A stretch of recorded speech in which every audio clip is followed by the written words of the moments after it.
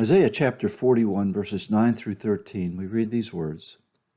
You are my servant. I have chosen you and not cast you off. Fear not, for I am with you. Be not dismayed, for I am your God.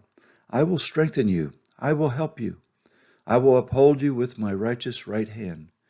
Behold, all who are incensed against you shall be put to shame and confounded.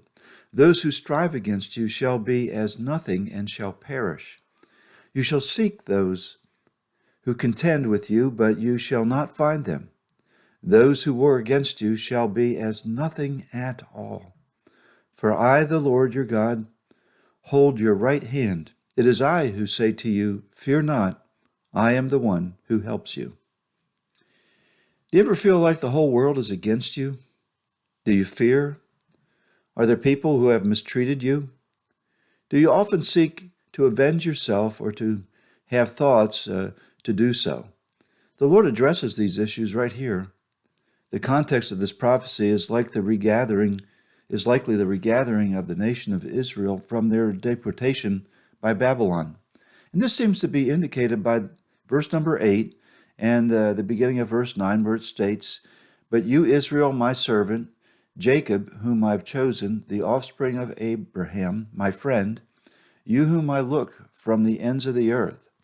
These words indicate that the Lord would regather his chosen people from the distant regions of their deportation and exact vengeance upon their adversaries. The Lord is the advocate of his chosen people. This principle of the Lord's advocacy is a universal principle. He watches over all those whom he has chosen.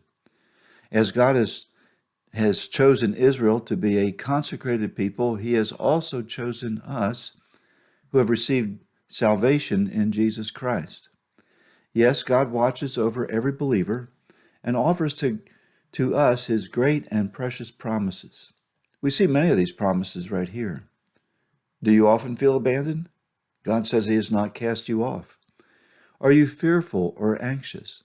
He says he always is with you to give you strength and help. Have people wronged you? He will bring them to shame and bring them to nothing. How often is it that we try to take the place of God? What do I mean by this? Well, when we feel abandoned, do we not try to do things to make ourselves noticed? When we are fearful, do we not act out in strange and unusual ways to cope? And when people wrong us, do we not seek revenge and their ultimate humiliation? Do we not try to take things into our own hands rather than to trust God with them? Our response to the adverse situations of life would be much different if we really trusted the Lord our God. When we feel abandoned, we would seek to dwell in the closeness of his loving presence.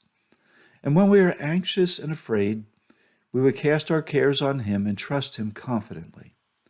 When others wrong us, we would love our enemies, never avenging ourselves, but rather leaving room for God to avenge us.